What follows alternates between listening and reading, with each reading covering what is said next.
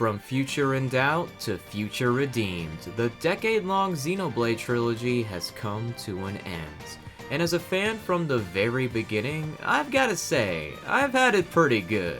These games are all so fantastic, not just in what connects them, but what sets them apart. Because if we're being completely honest, your favorite Xenoblade is merely up to preference. But that wouldn't make for an interesting video, would it? As someone who loves the whole trilogy, I wanted to directly compare them, head to head, in 6 different categories. This does mean I'm going to be really nitpicky, but hey, that's what happens when you have such excellent games. And to save myself some breath, I'll be simply referring to them as 1, 2, and 3. To clarify, I am ignoring X, because it's intrinsically a different type of game. It wouldn't make much sense to contest. Of course, most of you haven't played all of them, or any for that matter. I recommend my other videos for a deeper dive into these games, but to compensate, there won't be any major spoilers here either. So feel free to use this as a broad introduction to the series, or as an excuse to be mad in the comment section, why not? First impressions are everything, so let's start with presentation. Nothing intimidates non-Xenoblade fans more than its UI. Yes, there are more words and numbers than your average game, but it feels natural once you get into it. The lone exception is the blade combos in 2. They're represented by a tree diagram that doesn't convey its function or purpose. This will be fine with robust tutorials, but 2 happens to have the worst. Luckily, 3's UI doesn't have any of 2's issues, while borrowing its best traits. I mean, you can't get more intuitive than replicating the controller. It's not creative, sure, but 3 makes up for it with the most pizzazz in the franchise. And to go a step further, it's all contextualized by the story. Next we have character designs, and once again, 2 is bearing the brunt of it. I actually love a lot of its designs, but it is middling in terms of Rex and Pyra, you know, the 2 on the box art. Not to mention, many will be turned off by how over-the-top and sexualized the designs can be. Now I've discussed this at length in my 3-hour video essay, so I'll just cut to the chase. We should be grateful for finally having numerous female protagonists with modest attire and body proportions. But don't be mistaken, an empowering woman can look like this just as much as they can look like this. And if you disagree, you're missing the entire point of strong representation. Nonetheless, that same artist went on to strike gold in 3. The designs are more grounded like 1, while retaining the flashiness of 2. From Mio to Glimmer to Shulk and Rex themselves, 3 is the pinnacle of Xenoblade character design. Last but not least is the music, and this is where 2 shines. Each of these soundtracks deserve an award, but 2's catalog is the most diverse. Every battle theme is a banger, and the overworld themes are often on the same level. 2 still has to be at the bottom of this category because on top of everything else, its dub has inconsistent voice direction. Suffice to say, its presentation is the most glaring consequence of its hampered development. Much like 1, a definitive edition would do wonders. Meanwhile, it's not a shocker that 3 reigns supreme. It's not that there's anything wrong with 1, in fact visually it's the cleanest, but 3 has the benefits of style and refinement. Just like any game needs good presentation, any JRPG needs a captivating world. This is where 3 is going to falter, not because Aionios isn't fascinating, but because it heavily borrows from 1 and 2. When the competition is this close, I have to favor originality, and 3 objectively has the least of it. 1 and 2 are similar in terms of taking place on colossal titans, but that's about where it ends.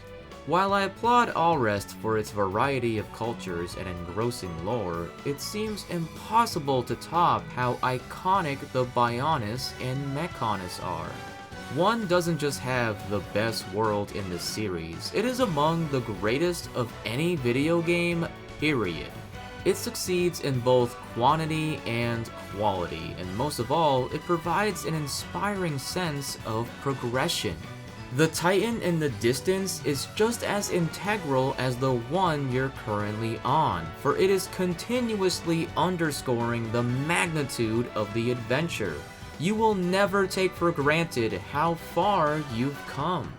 This is the most straightforward category to me. There's no use rambling when these behemoths at war already speak for themselves.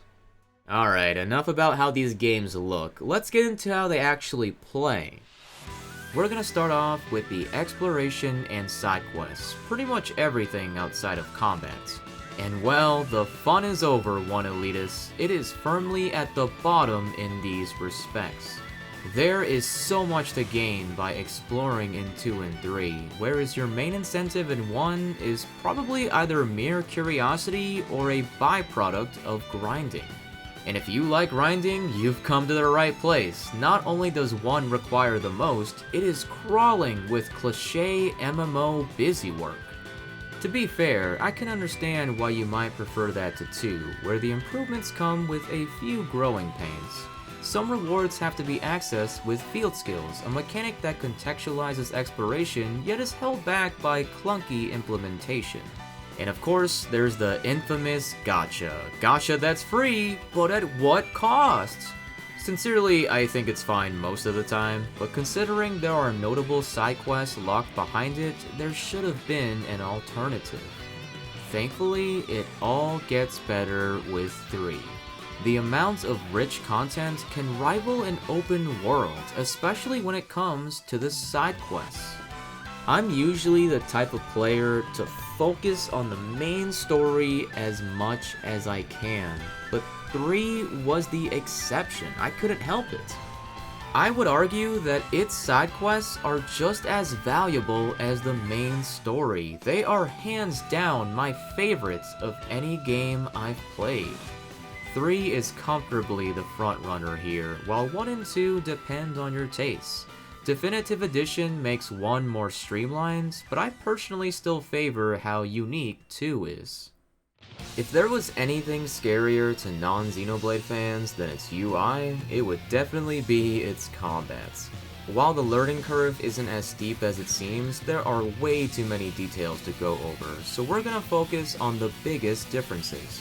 Because in spite of sharing fundamentals, each battle system has its own major identity. And nothing is more emblematic than 1's visions, a dramatic warning of an imminent fatal attack. This will heighten the player's tension until they either change the future with Shulk or have the guts to power through it. For boss fights, this is impeccable. The stakes are always escalating as if at any moment it could become a do or die situation. For normal battles, it can get a little much. Turns out I don't want constant interruptions against my will. What's worse is having to sit there when I'm just trying to escape or I already lost the fight. At least Visions never reach the point of frustration, unlike the party's AI. Early game can be a pain when Rhine doesn't feel like toppling, and don't even bother with Shulk or Melia. When there's a boss that requires them, you may as well do it yourself. Keep in mind, these are rare annoyances, but they are just enough for me to not miss these mechanics. 2's combat is centered around 2 types of combos that are ideally performed together. This is unfortunately saddled with a barrier of entry, namely blade combos. They're sick, but due to the lax tutorials, newcomers may find them more complicated than they ever needed to be. Once you do get into the rhythm, you'll be met with a rush of adrenaline that is the opposite of Visions. Instead of changing the future, it's a race to create it. You're the one who can dish out the most damage, but the enemy will do anything and everything to stop you. The emphasis on offense and the incentive to improve is what makes the battle system endlessly satisfying. 3 accentuates conventions that should be familiar to JRPG fans. Frequent class changing is essential in order to maximize the party's potential, and in the battle itself, they are able to fuse into a powerful form called Ouroboros. These mechanics aren't as inventive by comparison, and on occasion, the boss fights can overstay their welcome. On the whole though, the combat is as thrilling as it is flexible, which is to be expected from the parallels to 2. 3 features concepts from 1 as well, but the principles of 3 and 2 are so similar that 3 is a better tutorial for 2 than 2 will ever give you. Hell, its DLC brings it even closer. And don't take that lightly, because 2's combat is the worst if you don't understand it. Combos are the bread and butter of combat, and you literally cannot do blade combos without player inputs. Compare that to 1 and 3, where even if you don't know what you're doing, the AI can carry you through the average encounter. This is especially applicable to 3 since there's 6 other party members, most of whom you can swap between. In 2, you might win the battle eventually, but it's going to be slow and ugly. In a JRPG franchise that's already more complex than most JRPGs, I totally get the lack of enthusiasm for an even higher skill floor. But man, reaching for that ceiling is Xenoblade at its peak. Strap yourselves in, everybody. Just because we're spoiler-free doesn't mean there isn't a ton to discuss about the stories. And let's face it, for most of us, this category alone will determine our favorite Xenoblade. To give a basic idea, Shulk wants to avenge his colony and uncover the mystery of the vision-granting Monado. Rex wants to travel to a supposed promised land with Pyra, a girl with a legendary power sought after by their dying world. Noah wants to break free from a never-ending war by seeking the truth about their 10-year lifespans. To say there are twists and turns would be an understatement, but you'll never get that far if you don't enjoy the distinct tone. In this regard, 1 is the safest bet. It's a traditional fantasy story that is the most Western-friendly of the series. Why is that noteworthy? Because 2 is unapologetically Japanese, and nothing is more controversial than a Japanese company making a single game that doesn't cater to Westerners. Half jokes aside, there are mobs of people who don't like anime, and they'll be sure to let you know as if it's a personality trait. But what bothers me is, can we please stop pretending that shonen anime isn't getting more and more popular all over the world with so many different types of people? And 2 is absolutely shonen. It settles you in with humorous shenanigans with a little bit of fan service before it twists the knife in your emotions. 2 haters will berate it for being the most light-hearted Xenoblade, but secretly, it also ends up being the darkest. You might be turned off by that tonal dissonance, but I found it to be effective for reasons I'll get to later. 3 offers a happy medium as usual. The main story's tone is consistent like 1, while 2's charm is reserved for the characters and side content. However, where 3 differs is its ubiquitous introspection and existentialism. Mortality is a major theme all around, so it can get quite heavy. Some might call it melodramatic, others might be hit too close to home. I don't have any actual criticisms of their tones, it's just crucial to be aware that each entry is a change of pace, like say a Final Fantasy. And speaking of pace, that's a common criticism towards JRPGs as a genre. I've seen complaints about 2 having a slow start, and they're not exactly wrong. You won't even unlock all the core battle mechanics until halfway through Chapter 3. That'll take you about 5 to 10 hours, but honestly, within that period, I think 1 has it worse. Hear me out. Yes, the journey kicks off on a tremendous note, but that momentum comes to a screeching halt at Colony 6, the worst arc in the Xenoblade Trilogy. Juju is relentlessly memed on for how pathetic he is, so how about your main goal be rescuing him not once, not twice, but 3 times? But that's not all. His sister, Sharla, is the worst written party member in the trilogy. I've seen fewer Sharla fans than I have years of being a Xenoblade fan. That's less than 11. You can count them on your fingers. And to top it off, the Ether Mines is a complete slog of a dungeon. On the bright side, 1 never descends into a long period of filler. Even though I was down on minor plot lines, it's not like they wasted my time. The same cannot be said about 3, where the story is blatantly padded by the occasional forced side quests. Again, the side quests are terrific, but it's never fun to tie progression to an irrelevant 30-minute detour. And while I'm on it, I may as well officially declare 3 has the least good story of the trilogy. It hurts to admit because 3 has the most well-rounded protagonist, breathtaking cutscene direction, and my favorite ending. Overall, it made me the most emotional I've been playing a video game.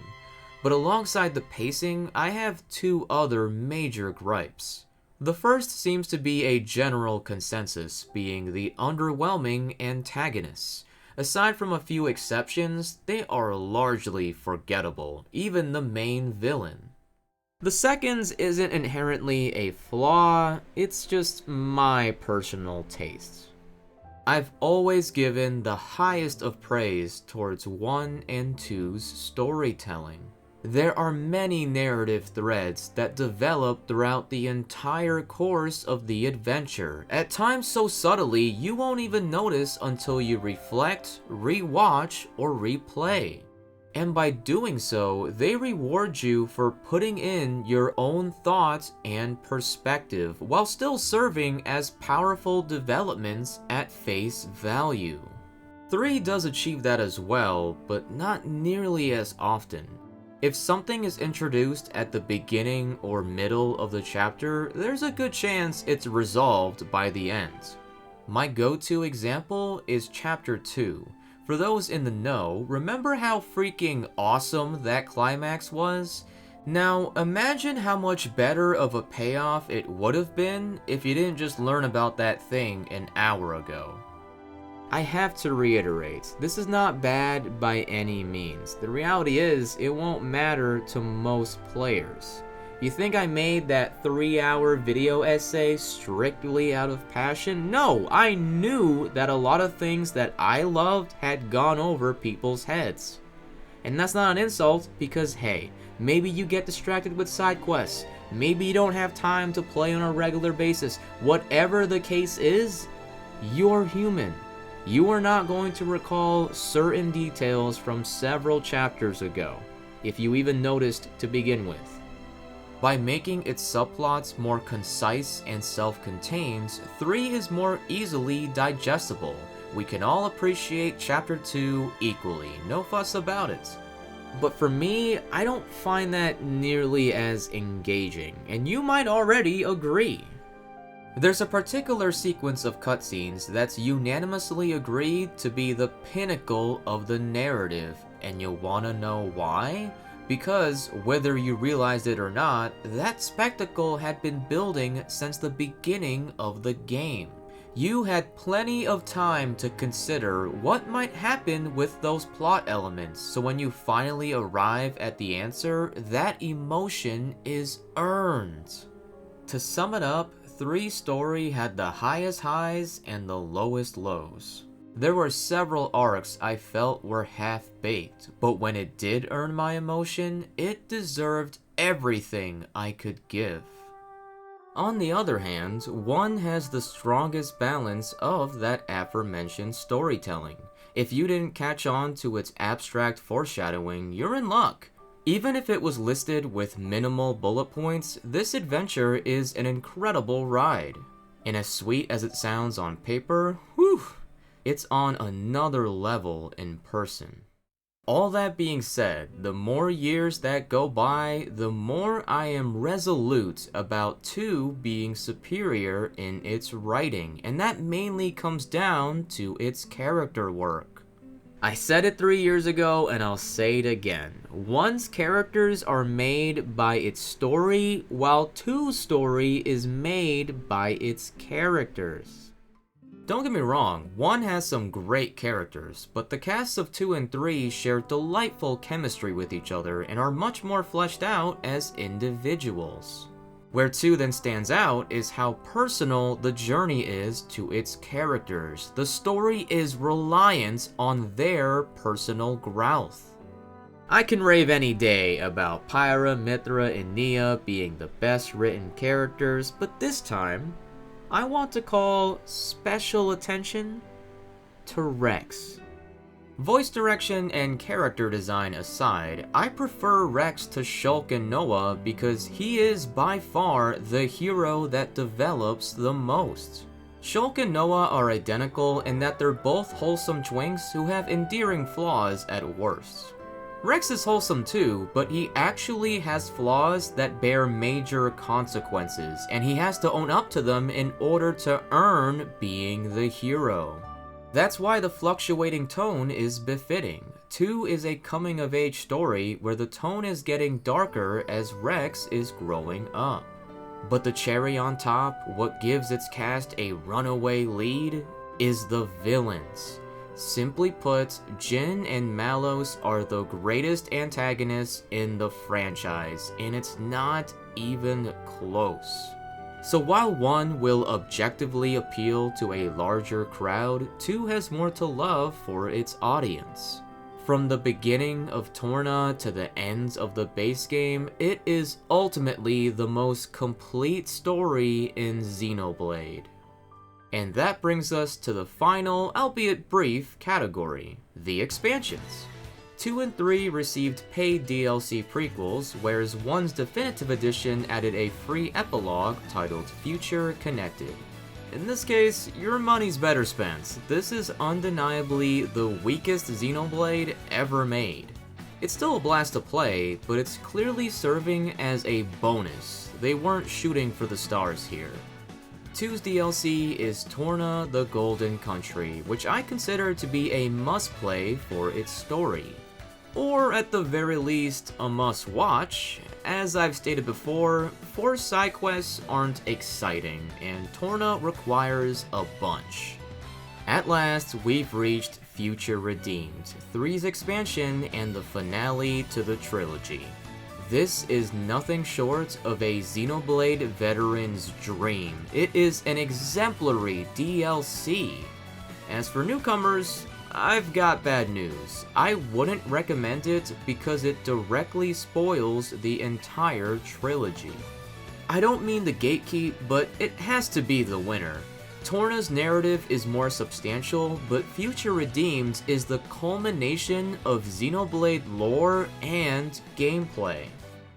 With that, let's take a look at the final standings.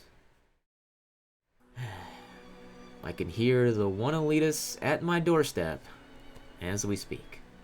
Don't get too riled up though, not every category is as important as the other. It's not as simple as a tally.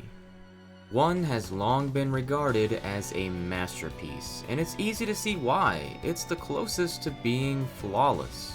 But I've struggled to match that enthusiasm because in terms of gameplay, I've had more fun playing all the other Xenoblades, including X.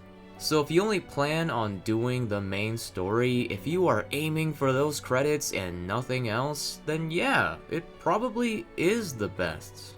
Once again, 2 is on the opposite side of the spectrum. It may have the most rough edges, but it is a one-of-a-kind game. It might not resonate for any number of reasons, but if it does, it will be irreplaceable. It's certainly my favorite. I experienced the most fulfilling depth in its combat and story.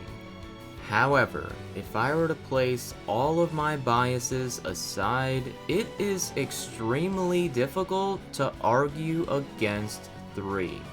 It excels in practically every criteria of what makes an ideal JRPG, even raising the bar in a few aspects. And although its story isn't as grandiose as its predecessors, its impact is remarkable.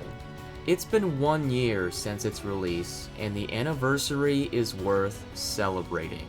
Xenoblade 3 is the best Xenoblade. But it isn't about my opinion. Like I said in the intro, it might be boring, but all of these games can be so life-changing that it does come down to sheer preference. It doesn't matter what I think. If you're not into shonen anime, you're gonna hate to, and you're gonna tell everyone on the internet about it. If Future Redeemed is what you wanted the base game to be, then you're somehow gonna convince yourself that 3 is the worst. Expectations and desires are half the battle, so allow me to give a piece of advice to all the hopeful newcomers of the franchise. The Xenoblade you should start with is the one that seems most appealing to you. The fandom will swear by numerical order for each and every little reference, but most people can't commit to 3 massive, full-priced JRPGs. So whichever Xenoblade sounds right up your alley, go for it, immediately. Don't wait until you magically have time to binge the series. I would much rather you fall in love with a single Xenoblade than to put all of them on the backlog forever. Because all it takes is that one for you to be into the series for the long haul.